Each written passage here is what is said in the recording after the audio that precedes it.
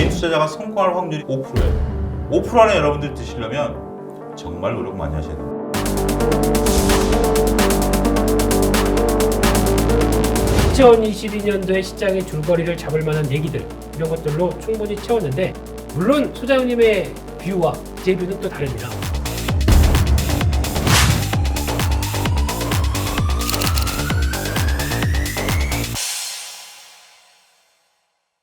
자, 우리 키움증권의 홍록기 연구위원님 모시겠습니다. 어서 오세요. 네, 안녕하세요. 네. 아니 사실 저는 이제 처음 뵀는데 네. 성함이 홍록기 하시길래 제가 좀 세대가 느려서 그런지 저는 이제 틴틴파이브로 생각했거든요. 아, 그렇죠. 아시죠? 네. 틴틴파이브. 네. 예. 근데 지금 뵙는 거는 뭐 홍록기 죄송하지만 이름보다 훨씬 너무 예, 외모 얘기는 예, 좀 아니. 너무 많이 들으시니까 식상하시죠? 아니, 그래도 감사합니다. 네. 아니요, 제가 오늘 혼자 이렇게 막 떠들고 이래가지고 네. 조금 지치는데 네. 또 우리 홍 연구원님 뵈니까 또 이게 딱 뭔가 광이 나는 것처럼 해서 마지막 3부 한번 재밌게 진행을 해보도록 하겠습니다. 네. 그 1월 7일 날 보고서 쓰신 내용을 제가 한번 뽑아서 읽어봤어요. 네. 오늘 이제 주제도 좀 비슷한 것 같은데 네, 네. 인민은행 뭐 외로운 완화에도 네. 위헌하는 굳건할 거다. 네. 뭐 이런 결론이신데 네. 일단 이제 제가 질문부터 한번 들어볼게요. 네. 그 미국은 지금 저희가 오늘 일부 순서에도 계속 얘기했던 게 지난주에 FOMC 의사라고 보니까 뭐 금리 인상뿐만 아니라 양적 긴축까지 한다더라. 네, 네. 그래서 긴축의 시계가 빨라지는 모습인데 네, 그렇죠. 중국은 지금 거꾸로 네. 약간 완화 스탠스가 강화되는 것처럼 보이거든요. 네, 맞아요. 네. 이 중국의 현재 통화 정책의 스탠스가 네. 이렇게 제가 보는 게 맞는지 네. 이게 일시적인 건지 아니면 얘는 계속 이렇게 갈 생각이 있는 건지 네. 이 통화 정책의 차별화를 어떻게 이해를 해야 될까요? 사실은 그 미국이 지금 긴축 기조로 돌아서면서 이런 네. 부분들이 글로벌 위험 자산 선도 심리 위축으로 지금 이어지고 있잖아요. 네. 근데 그게 이제 2년 동안 풀었던 돈을 이제 또 코로나 포스트 코로나 때 풀었던 돈을 지금 미국은 사실 걷어들이는 수순이다라고 생각하면 될 텐데 사실은 그 2년 동안 살펴보면은 그러니까 중국에서 가장 먼저 코로나가 발생을 했잖아요. 그 이후에 코로나를 극복하는 과정에서 보면은 사실 중국이 그 2년 동안 수혜를 많이 입었습니다. 어떤 의미냐면은 뭐 당연히 코로나를 발생시킨 국가니까 반중 정서는 좀 늘어나고 그러긴 했었어요. 근데 경제적으로 좀 장점이 뭐였냐면은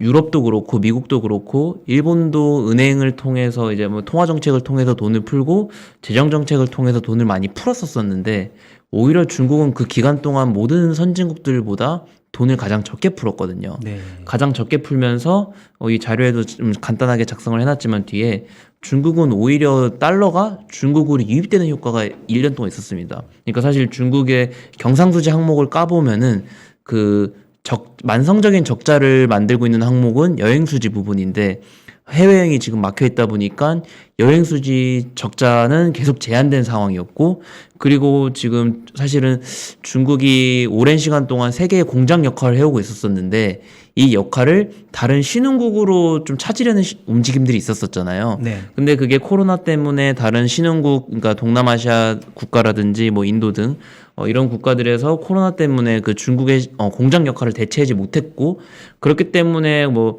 트럼프 때도 뭐 미중 갈등하면서 무역 쪽이 많이 이슈가 있었었는데 그 한 5년 동안 중국의 대외 수출 항목들 특히 대미 수출 항목들을 보면은 사실 가시적인 변화가 없었어요. 그러니까 그런 뜻은 중국산 제품을 아직까지는 대체할 수 있을 만한 물건들이 없다라고 생각을 하고 있고 오히려 코로나 국면에서 사람들이 서비스 소비 못 늘리다 보니까 조금 그러니까 반사 이익으로 이제 중국산 이제 저가 제품들을 또 많이 구매하는 그런 흐름들도 있었기 때문에 중국은 오히려 역대급 무역 수지 흑자를 기록하면서 오히려 달러가 유입되는 흐름들이 있었었고 그게 최근에 위안화 한 2년 동안 미중 갈등이 있었던 이후에는 사실 위안화 방향이 그러니까 환율 상승, 그러니까 위안화 가치가 하락하는 흐름들이었는데 네. 그런 달러 유입 기조로 바뀌면서 그 포스트 코로나 국면 동안 2년 동안 오히려 위안화는 가치가 강세인 흐름들을 이어갈 수 있었었다. 그게 사실 포스트 코로나 국면에서 중국이 입었던 좀 수혜 중에 하나라고 생각을 하고 있고 네. 사실은 이제 어쨌든 연초니까 연말 증시를, 아니, 그러니까 작년 증시를 정리해 보자면은 사실 중국 증시의 화두라고 생각하면은 저는 좀 플랫폼 기업들에 대한 규제라고 생각을 하고 있는데, 그렇죠. 사실은 저는 중국 당국이 플랫폼 규제에 대해서 얼마만큼 진심이었냐를 생각해 보면은 중국이 자체적으로 그 경기 하강 압력이나 그런 대외 불확실성이 없어지면은 자기 자체적으로 그 규제를 다시 꺼내 들었었어요. 그러니까 생각해 보면은 그 8월에 규제 강화했다가 9월에 전력난 이슈 나오고 헝다 디폴트 이슈 나오면서 중국이 좀 경기적인 불확실성이 높아지다 보니까 규제 이야기를 안 하면서 사람들은 다시 규제에 대한 좀 규제를 안 하려나 보다 하면서 예를 들면은 항생테크 지수들이 조금 반등하는 흐름들이 있다가 네. 그게 경기 관련된 불확실성이 사라지면은 바로 연말에는 또 규제를 또 하고 그러다 보니까 다시 11월 달에 중국 증시가 좀 안 좋았었거든요. 그때부터 경기도 꺾이고 그때부터 11월, 12월부터 중국이 통화 정책을 대대적으로 좀 완화하는 시그널을 보여줬었거든요. 사실 그 전까지는 저는 올해가 그러니까 2022년에 2021년보다 통화 정책을 완화할 거긴 같은데 아직까지는 명확한 시그널을 안 주고 있다라고 말씀을 드렸었는데 확실히 12월은 기점으로는 작년보다는 올해 통화 정책을 완화적으로 펼칠 거다라는 이런 정책 흐름을 시사를 하고 있고 실제로 지급 준비율도 인하를 하고 LPR 그러니까 대출 우대 금리가 이제 중국에서는 기준금리 역할을 하고 있거든요. 네. 그러니까 LPR을 인하하는 등 좀 미국이랑은 다르게 이렇게 확실히 완화 기조로 좀 보여주고 있다라고 생각하시면 될 것 같습니다.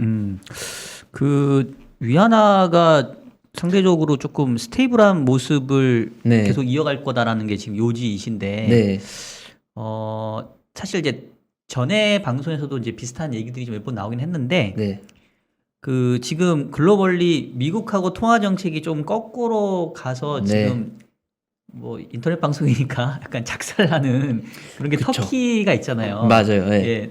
물론 이제 터키하고 중국하고 직접 비교는 할 수가 없는 네. 뭐 여러 가지 차이가 있겠죠. 근데 어쨌든 간에 터키 리라는 이제 폭락을 하는 상황인데 네, 맞아요. 어쨌든 간에 미국은 긴축하고 중국은 완화 스탠스라면 적어도 방향만큼은 그래도 네, 위안화를 좀 약세로 봐야 되는 게 아닌가라는 게 약간 좀 상식적으로 생각되는 부분이거든요. 네, 맞아요. 근데 그 차이에도 불구하고 계속해서 위안화를 상대적인 강세로 볼 수 있는 가장 큰 근거를 뭘로 우리가 생각할 수 있을까요? 저도 사실은 질문 주신 게 놀라운 게 이 예. 자료 작성한 게 예. 제가 터키까지 보진 않지만 신흥국 담당을 하다 보니까 터키 리라가 그 폭락했을 때 연말에 네네. 그때 전화 받아가지고 이거 설명하다 결국 자료를 작성한 거였거든요. 아, 예.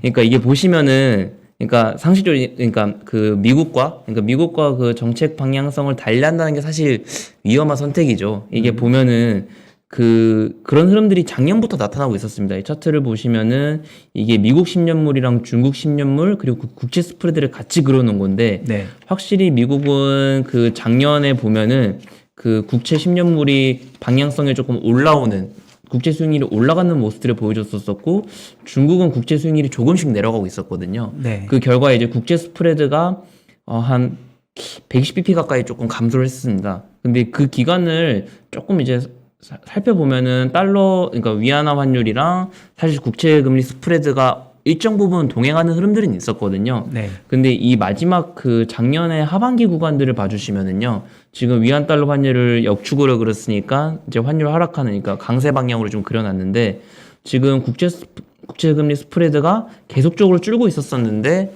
지금 위안 달러 환율은 이제 6.5에서 6.35로 조금 하락하는, 그러니까 전진적인 강세 모습들을 보여줬었거든요. 네네. 그게 말씀해 주신 것처럼 좀 경제학 개념으로는 사실 조금 이해가 되지 않는 흐름이긴 합니다만 저는 그런 부분들을 어떻게 찾았냐면은 좀 양국의 물가 차이에서 나오는 실질금리 스프레드가 오히려 반대로 움직였다라고 좀 생각을 하고 있습니다. 실질금리 네, 스프레드. 네, 그러니까 사실은 좀 글로벌 인플레 압력이 많이 높아지고 있었었고 이런 부분들이 미 연준의 조금 정책 방향을 바뀌게 하는 계기가 되었었잖아요. 네네. 근데 중국 역시 물가로 고생하고 있었던 거는 사실이지만 두 국가가 고생했던 물가는 다르잖아요. 그러니까 어떤 그렇죠. 뜻이냐면은 중국은 사실은 소비자 물가를 보시면은 너무 지금 매우 낮은 낮죠. 상황입니다. 예. 그리고 뒤에 말씀드리겠지만 사실 중국이 저는 올해도 소비자 물가가 좀 의미 있게 반등하는, 즉 내수가 의미 있는 회복을 보이지 않을 거라 생각을 하고 있고요. 사실은 이제 미국 소비자 물가에 영향을 미치는 팩터들이 여러 개가 있지만 이제 중국을 보는 중국 담당하는 입장에서는 확실히 중국의 생산자 물가가 미국의 소비자 물가에 어느 정도 영향을 주고 있거든요. 실제로 보시면은 중국의 생산자 물가가 급등하면서 이런 부분들이 미국 소비자 물가 상승으로 이어지고 있었었고, 그 미국의 대중국 수입산 가격 물가 지수를 보면은 역시 이와 좀 유사한 흐름들을 보여주고 있습니다.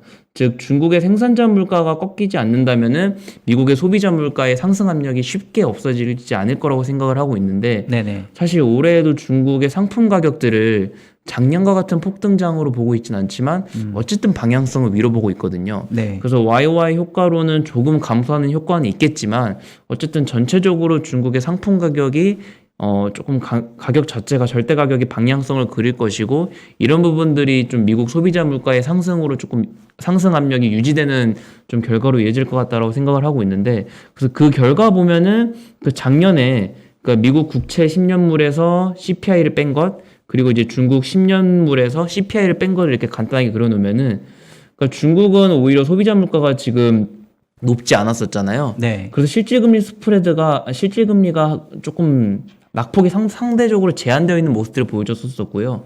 오히려 미국은 이제 소비자 물가가 올라가면서 실질금리가 큰 폭으로 하락하는, 그러니까 1분기 말 3월쯤에만 해도 이제 0% 정도였던 미국의 실질금리가 5% 밑으로 내려갔고, 네. 중국도 좀 내려가는 모습들을 보여줬지만 0% 위에서 이제 마감을 했거든요. 그러니까 아까 앞서 보여드렸던 차트에서는 금리 스프레드가 하반기에 줄어들고 있었잖아요. 네네. 근데 오히려 지금 실질금리로 적용해서 보면은 실질금리 스프레드는 오히려 늘어나고 있었습니다. 그러니까 이거를 다르게 생각해 보면은 중국이 금리를 인하를 했고 정책을 지금 완화 방향으로 가져가고는 있지만 이거를 어쨌든 금리를 미국과의 상대적인 가격으로 본다면은 사실상 인하한 게 아니라 250bp 정도는 인상한 그런 효과를 나타내고 있고, 이런 부분들이 좀 위안화의 강세 기조에, 그러니까 작년 하반기에도 위안화가 좀 이상하게 강소 기조를 유지할 수 있었었고, 네. 그게 올해에도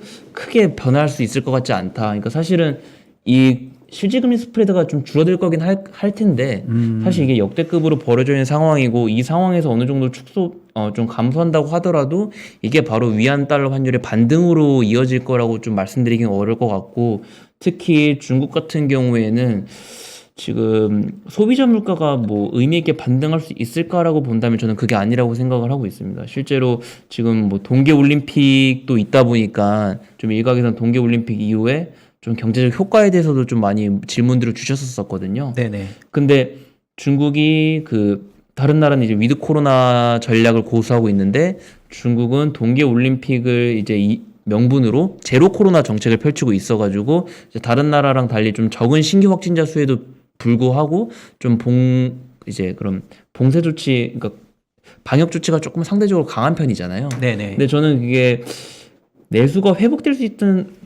긍정적으로 회복할 수 있는 시나리오는 딱 하나인 것 같아요. 그러니까 동계 올림픽이 끝나고 그 제로 코로나에서 위드 코로나로 다른 나라처럼 이제 바꿔준다면은, 그렇게 된다면 내수 회복에 조금 시그널을 볼 수도 있을 텐데, 저는 올해 10월에 아시는 것처럼 중국 당대회가 있잖아요. 그러니까 중국 올해 정치 이벤트 중에서 가장 중요한 건 당대회일 거기 때문에 그때까지는 전 제로 코로나 전략을 고수하지 않을까라고 생각을 하고 있고, 이게 사실은 지금 코로나가 점점 이제 치명률보다는 이제 좀 확산 속도가 빨라지는 이제 변이 바이러스에서는 조금 되게 비용만 늘어나는 조금 안 좋은 전략이라고 생각은 하고 있거든요. 네. 어쨌든 중국 당국이 그 전략을 유지한다는 가정에서는 중국은 생산자 물가 상승세가 계속될 것 같고, 소비자 물가는 조금 눌려있는 상태가 계속될 것 같기 때문에 아까 말씀드린 것처럼 좀 실질금리 스프레드를 축소시킬 수 있는 요인 중에서 중국의 실질금리가 더 의미 있게 내려가는 흐름은 조금 없을 것 같다라고 생각을 하고 있어서 좀 이런 측면에서 중국의 위안 달러 환율을 좀 반등으로 보기는 어려울 것 같다라고 생각을 하고 있고요. 네.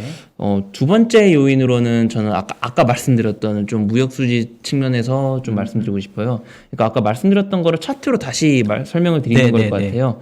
그러니까 중국이 작년에 수출 증가율이 좀 상당히 높은 폭으로 좀 상승을 하면서 지금 중국이 무역 수지가 이제 트럼프 때문에 조금 무역 수지가 내려가다가 지금 다시 조금 상승하는 기조를 2년 동안 보여줬었거든요. 네. 그 기간 동안 오히려 중국은 사실 여행 수지는 적자가 계속 줄고 있었었고 해외여행이 이제 못 가게 되면서 그 흐름으로 나왔던 흐름들이 중국은 사실 외환 보유고도 그렇고 기업들의 은행 외화 포시 예금들이 좀 늘어나는 결과들이 있었습니다.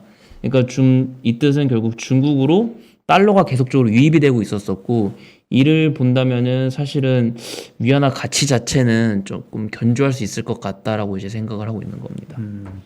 지금 결국은 이제 위원님 보시기에 실질 금리의 차이, 그다음에 네. 이제 수급적인 차이 때문에 네. 위안화 강세로 보신다고 말씀 주셨는데, 그러니까 이제 외환시장의 뭐 경제 이론 중에 보게 되면 뭐 구매력 평가설 뭐 이런 게 있잖아요. 뭐 PPP 뭐 이런 게 있잖아요. 그래서 결국은 이제 상대국의 물가 상승이 높아지면 이제 자국의 통화 가치가 더 강한. 근데 지금 말씀 주신 내용은 결국은 미국의 물가가 높고 네. 소비자 물가 기준으로 네, 맞습니다. 중국은 물가가 낮기 때문에 네.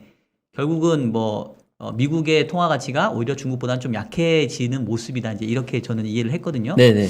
근데 여기서 한 가지 드는 의문이 중국은 보면은 앞서 얘기했지만은 물가 상승률을 소비자 물가로 안 보고 생산자 물가로 보면은 지금 PPI가 제가 알기로는 거의 12% 10%대인 걸로 알고 있거든요. 예. 그러면 결국은 이제 PPI가 높고 CPI가 낮은데 네. 이 괴리가 과거에도 이렇게 생겼던 적이 있었는지 왜 네. 이렇게 생겼는지랑 그러면 이제 언젠가는 수렴을 할 거 아니에요. 네, 뭐 맞아요. PPI가 떨어지든 네. CPI가 올라가든 네. 혹시 이제 그 방향성은 어떻게 보시는지. 저도 오히려 그 중국의 수출 쪽이 이렇게 좋아지기 전에요. 네. 그러니까 생산자 물가가 계속적으로 급등을 하는데 그 생산자 물가가 급등을 했던 거는 뭐 작년 연초부터 계속적으로 높은 상승률을 보여줬던 것 같은데 저도 걱정은 딱 하나였던 것 같아요. 그러니까 지금 업스트림 쪽에서 가격이 계속적으로 올라가고 있는데 그럼 이걸 결국 미드스트림이나 뭐 다운스트림 쪽으로 결국에 그 최종 소비자와 맞닿아 있는 기업들 같은 경우에는 결국 최종 소비자들에게까지 가격을 전가를 해야 되잖아요. 근데 결국 이걸 가격을 전가하지 못한다면은 다시 그러니까 생산을 중단하고 뭐 재고는 쌓이고 하면서 다시 기업들이 도산되는 그런 효과들이 있기 때문에 그런 좀 우려를 하고 있었었는데 다행이라고 할 수는 없고 그래서 제가 연간전망 때 썼던 부분들이 그 사자성어로 가와우인이라는 말을 썼었어요. 가와? 네. 가와우인이요. 그게 뭔 뜻인가요? 그러니까 자기의 어려움을 남에게 떠넘긴다는 뜻인데 그러니까 중국은 이게 문제긴 합니다. 그러니까 공급발 인플레가 계속되고 있고 이거를 잠재우려면 딱 두 가지거든요. 네. 수요가 늘어나던가 그렇죠. 아니면 공급을 네. 그러니까 공급 쪽의 문제를 해결하면 되는데 예. 중국은 사실은 공급 제한들이 있었던 이유가 그런 뭐 탄소 배출이라든지 그리고 공급 쪽에서 이슈들이 계속 있었었거든요. 네. 그래서 공급 제한을 쉽게 대대적으로 완화할 생각은 없는 국면에서 결국에 이거를 잡으려면은 수요가 확충이 되어줘야 되는데 오히려 정책은 이런 정치 이벤트들의 명분으로 제로 코로나를 계속적으로 강조하고 있고 또 뿐만이 아니라 지금 소비가 늘어나기 위해서는 결국에 소득이나 고용들이 확실히 좋아져야 되는 거잖아요. 네. 근데 사실은 중국도 월간 서베이 실업률들을 보면은 좋아진 것처럼 보이긴 하거든요. 근데 이걸 헤드라인을 말고 뜯어서 나중에 그 연령별로 나눠서 보면은요. 중국은 그 24세 미만이랑 그리고 24세 이상으로 실업률을 나눠서 볼 수 있거든요. 그러니까 24세 미만의 실업률이라는 뜻은 이 취업자들은 사실상은 그 대졸자들이 아닌 그런 일반 그런 쉽게 설명하면 뭐 블루칼라일 수도 있을 거고 그러니까 상대적으로 고용 환경이 불안정한 사람들의 실업률을 많이 뜻하거든요. 네. 근데 이게 그 코로나 국면 원래 레벨 자체가 당연히 그 고소득자보다는 높겠죠. 근데 방향성 자체가 작년에 정책 지원이 약화되자마자 오히려 그런 저연령층의 실업률은 올라가는 효과들이 있었었고 그리고 소득으로도 본다면은 그 고소득자들은 소득이 늘어나고 저소득자들은 소득이 감소하는 그런 양극화 현상이 더 심해졌었고 네. 또 실제로 소득을 소득을 나눠서 보면은 노동소득이랑 투자소득이 좀 크게 나눠볼 수 있잖아요. 그렇게 본다면 노동소득은 줄어들고 투자소득이 늘어나는 좀 그런 흐름들이 있었었거든요. 그런 흐름들 때문에 사실은 소득이나 고용의 실제 숫자보다 더 안 좋아진 상황이고 특히 소형 기업들의 종사자들 같은 경우는 더 고용 환경도 악화가 된 거고 그들을 대상으로 하는 서비스업들 그런 사람들 같은 자영업자 같은 경우도 역시 점점 체력이 약해지고 있었기 때문에 이런 점들이 중국의 내수 체력을 약화시키고 있는 근본적인 원인이라고 생각을 하고 있거든요. 근데 여기에 덧붙여서 제로 코로나 정책까지 지금 현 상황에서는 조금 비효율적이라고 생각을 하는데 그런 걸 유지하다 보니까 중국의 내수를 사실은 올해에도 아직까지는 낙관적으로 볼 만한 요인들이 많지 않다라고 생각을 하고 있어서요. 사실은 중국이 뭐 이런 계속 그 외국으로 그러니까 해외로 나가는 좀 환경이 닫혀 있기 때문에 중국 내부로 유동성이 조금 몰리는 현상은 좀 계속될 것 같고 그 물가도 지금 소비자 쪽에서 늘어나기 쉽지 않은데 다행인 점은 그 수출 보면은요. 그 중국이 사실 위안 달러 환율이 작년에도 수출의 우호적인 환율 방향은 아니었거든요. 사실 그렇죠. 네. 그러니까 사실은 수출이 오히려 더 안 좋아졌어야 됐었어요. 네. 근데 지금 가격으로뿐만이 아니라 이제 물량 볼륨 기준으로 보더라도 작년에 중국 수출이 많이 좋았었거든요. 네. 그러니까 이건 어떤 뜻이냐면 중국의 인플레를 그러니까 좀 가격적인 매력이 없는 상품들을 지금 이런 코로나 업황의 힘을 빌어서 지금 계속적으로 수출하고 있는 거거든요. 저는 그게 사실은 올해까지는 좀 계속될 수 있다라고 봐서요. 오히려 중국이 지금 생산자 물가의 급등세를 해외로 조금 수출해내고 그렇게 하면서 좀 소비자 물가의 부진을 1년 동안은 좀 버틸 거다라고 이제 생각을 하고 있는 겁니다. 그러니까 지금 언뜻 듣기로는 약간 그 동계올림픽 때문에 조금 뭔가 무리수를 두고 있는 듯한 느낌을 저는 받는데 동계올림픽이랑 뭐 당대회 등등이 다 겹쳐서 예. 조금 정책적으로 무리수를 많이 뒀었었고 네. 사실 그거에 대한 부작용이 작년에 많이 나왔었죠. 그래서 일부 부작용이 나왔던 정책들을 조금 후퇴 이제 변화시키는 움직임이 있었었는데 이런 큰 틀에서 조금 아까 말씀드렸던 부분들은 유지될 것 같다라고 생각은 하고 있습니다. 근데 이제 사실 환율이라는 게 어떨 때는 얘가 원인으로 작용하기도 하고 어떨 때는 또 결과물이 되기도 하잖아요. 네, 그렇죠. 지금 이제 연구원님 말씀 주신 거는 이제 약간 원인적인 차원에서 위안화가 좀 강해질 수 있을 만한 얘기를 주신 것 같긴 한데 근데 이제 결과론적으로 보게 되면은 어쨌든 중국의 성장 모멘텀이 계속 수요 쪽을 이렇게 옥죄고 있으니까 이제 네. 둔화되는 환경이고 어쨌든 간에 중국이 뭐 다른 베트남이나 뭐 인도네시아 쪽으로 생산 기지를 글로벌리 많이 뺏기긴 했지만 네. 여전히 글로벌 그 어떻게 보면은 생산자 역할을 하고 있으니까 네. 결국은 자국 경기를 좀 좋게 하려면은 통화 가치를 조금 약세로 가져갈 만한 그런 유인도 좀 있을 것 같은데 이게 지금 작년 초가 보니까 재작년이죠. 이제 2020년도에 위안화가 7.22위안까지 갔었잖아요. 네. 지금 이제 6.3이면은 네. 매우 위안화가 강한데 네. 위안화가 이렇게 강하면은 중국 경제가 더 안 좋아지거나 아니면은 그래서 위안화가 다시 나중에 약해지거나 뭐 좀 그렇게 뭔가 조정되는 과정이 있어야 되는 거 아닐까요?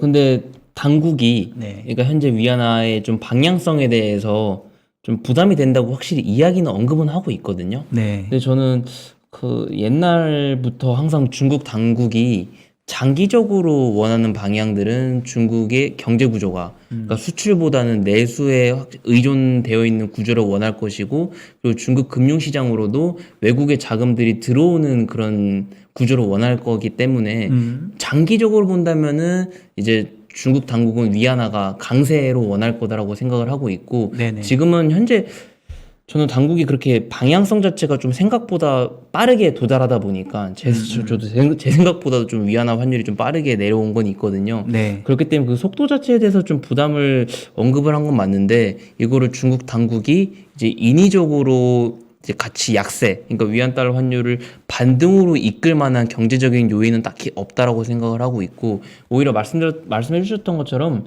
중국은 이제 뭐 환율을 좀 많이 앞부분 이야기를 했지만 사실은 지금 낙관적으로 경제를 보기엔 좀 어려운 상황이에요. 그러니까 PMI 12월 달 나왔는데 잘 나왔거든요. 네. 그러니까 민영 기준으로도 그렇고 관영 기준으로도 전부 다 50선 넘어서면서 경기 확장 국면에서 잘 안착했어요.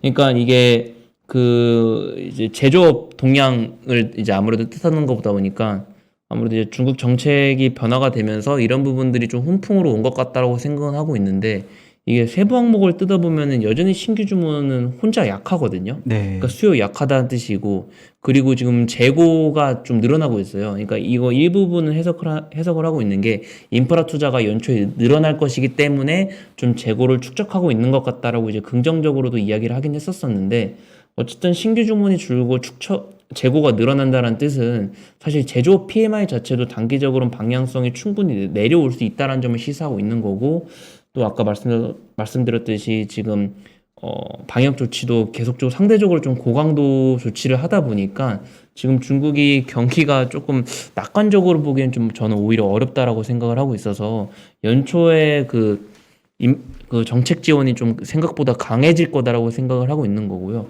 사실 작년에 의외로 연초에 지방채 발행이 안 되면서 인프라 투자가 매우 안 늘어났었고, 그런 흐름들이, 그런 실망스러운 인프라 투자 흐름이 작년 내내 이어지면서 연간 기준으로도 1%도 안 늘어났어요. 인프라 투자 증가율이. 네. 근데 그런 부분들을 중국 당국이 좀 의식을 하고 올해는 연초부터 본격적으로 이미 지방채 물량을 발행하겠다라고 이제 발표한 상황이고, 지금 실제로 중국 현지에 있는 증권사들에서도 조금 중국 인프라 투자 증가율에 대해서는 올해는 좀 의미 있게 높은 성장률을 기록할 것 같다. 적어도 하이 싱글 정도 숫자는 무난하게 기록할 것 같다라고 이제 전망을 하고 있거든요. 네. 그래서 저는 올해 하반기에 좀 아까 이슈 때문에, 규제 이슈 때문에 좀 지수의 상승폭을 조금 제한적으로 보고 있긴 하지만, 연초에 인프라 투자라든지 그리고 아까 공급발 쪽 인플레 가격이 지금 해외로 정가는 되고 있어서,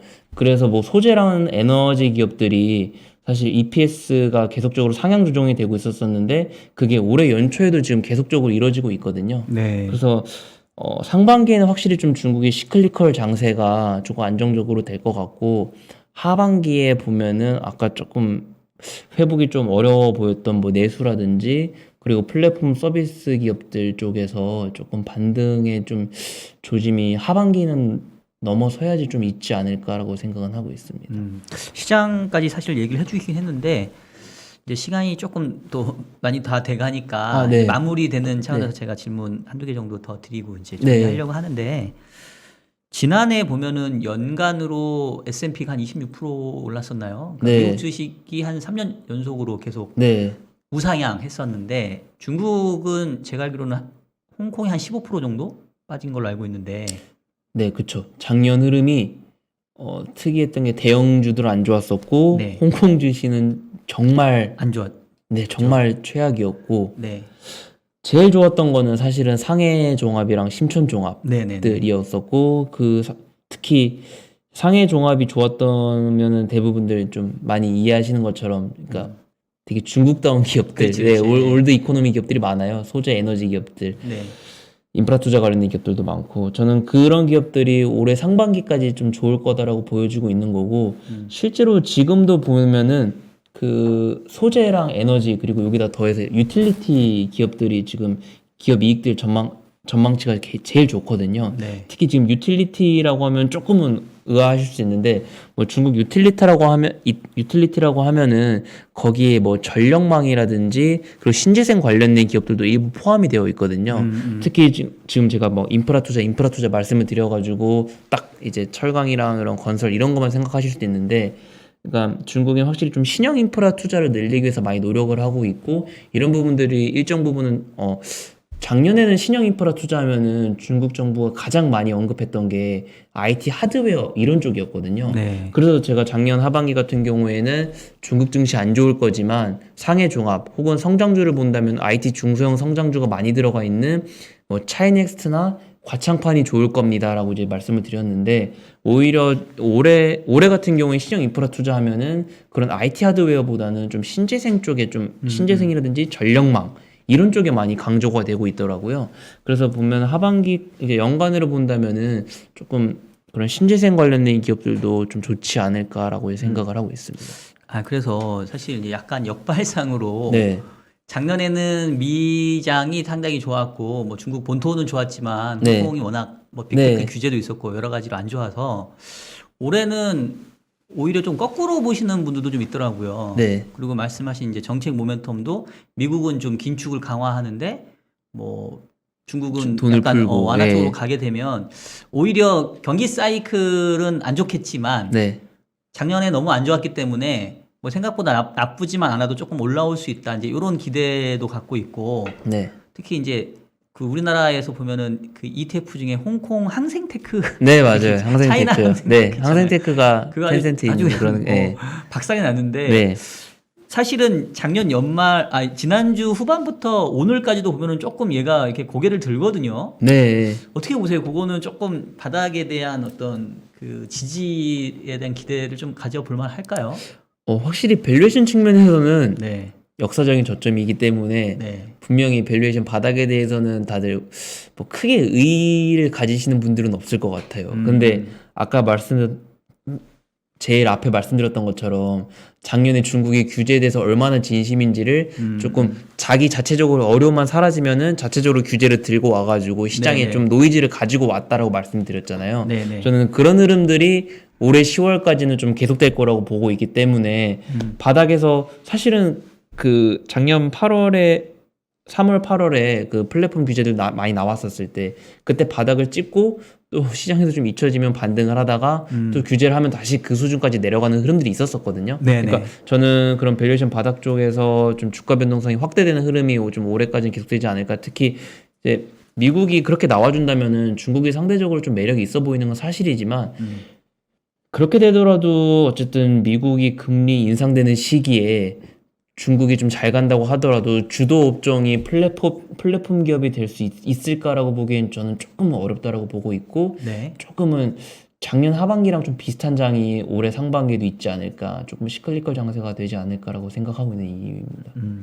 알겠습니다. 아유, 오늘 또 차분하게 말씀 주셔서 감사드리고 마지막으로 중국 관련돼서 투자 전략 네. 지금 말씀 주셨던 부분 뭐 요약해도 되고 못 하셨던 말씀 있으면 같이 종합해 가지고 중국 올해 어떻게 조금 투자를 하면 좋을지 한 네. 말씀해 주시면 좋을 것 같습니다.